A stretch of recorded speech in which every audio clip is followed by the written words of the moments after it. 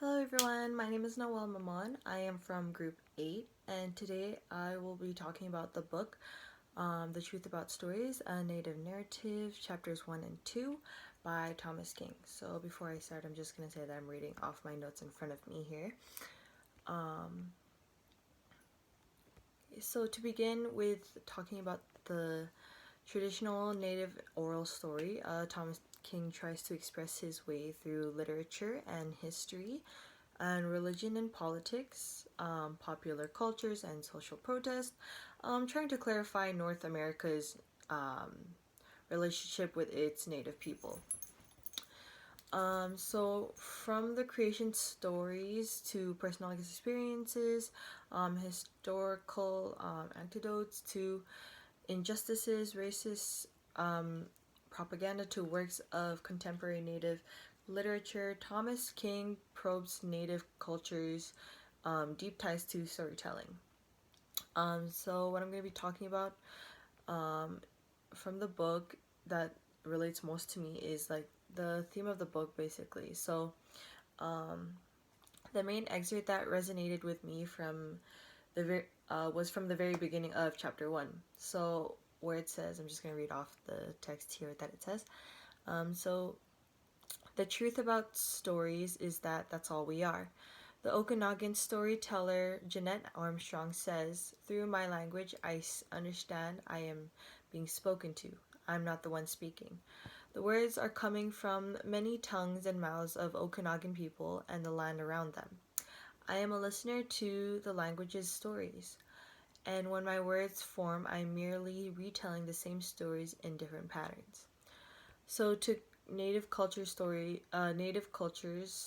and their lands are the most sacred to them, and by the way they live is the way they create history. So, what the excerpt is basically talking about is through history we are being told stories in different languages from our ancestors, thus making us, the listeners, retelling their stories in different ways, such as movies, plays, and books, etc. So, with my experience that like connects to the book basically is when ever since I was a little kid, I've always been told stories from um, stories about my past, the history and the hardships that my grandparents and parents had to go through, and then why they had to move. So um, they had to move from the Philippines here to Canada. So from what I know, the hardships that my parents and my grandparents had to go through, being immigrants to a different country, wasn't so easy for them, obviously. So my parents grew up taking care of their farms and trying to survive with little money that they had at the time. So myself being born here in Canada, I wouldn't say that I had a rough time moving around in Canada. So yeah, I was born in Montreal and then I had to move here to Calgary. So because for me, my parents made it so easy as they already knew the ways of living in Canada. So being a person of color, being a Filipino, and being able to speak another language, my family and I had quite a few looks from other people just because they didn't understand. So the difference between what people know and what people don't understand, I would say, is like a start to a discrimination, right? So going back to the relation of the book in chapter 1, Thomas King argues that the stories we all tell really are all that we are as people. And the Native American storytelling has too often been seen as primitive because of the power dynamic between whites and indigenous people. So the stories of our ancestors are so much more than what we know. So the storytellers are who started it all, right? And so to relate more to chapter 1 from the book, I chose a poem from Mahmoud Darwish. Sorry if I pronounced that wrong.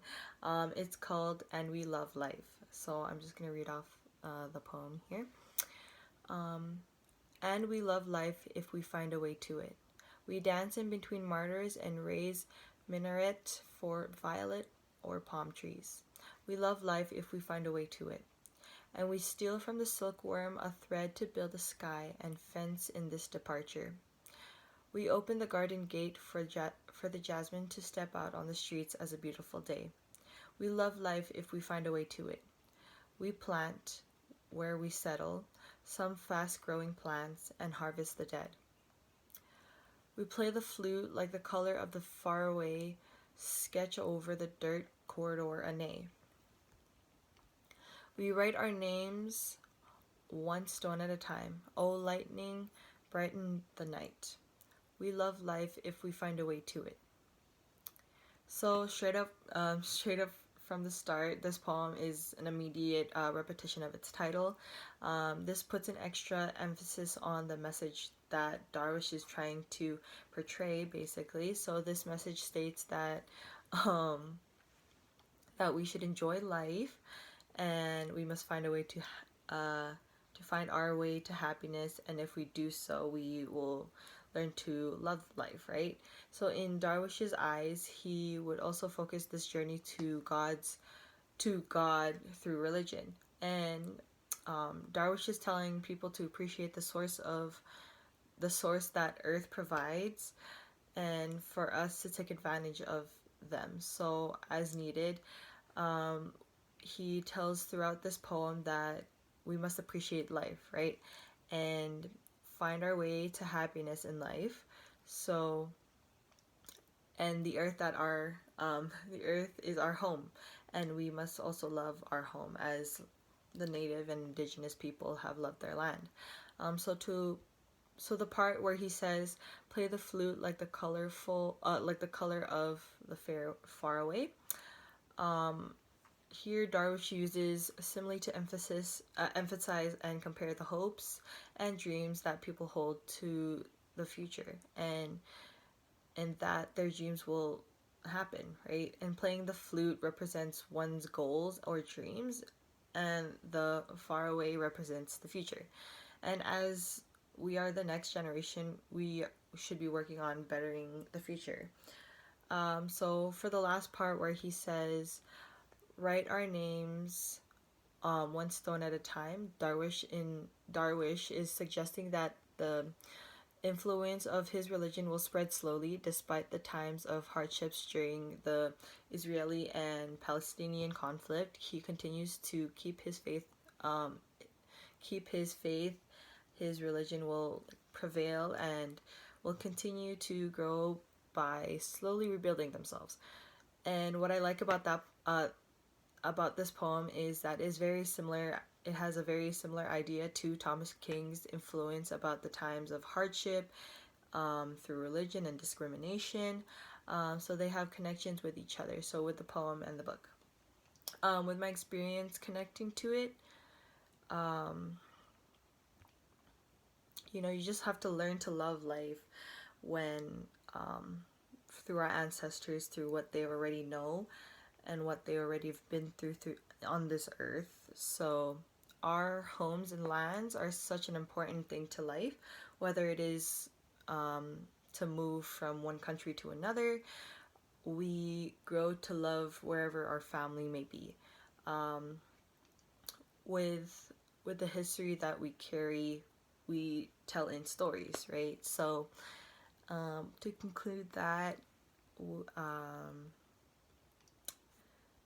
this story here is just to let us know that just by being different, being a person of color, you shouldn't be discriminated either way by the things that you know from your country to what you bring to another country such as Canada, where I am from. So yeah, that is my story and my experience, my reflection on the book of chapter 1 and 2. So thank you for listening, and hope you guys enjoyed, and have a great day.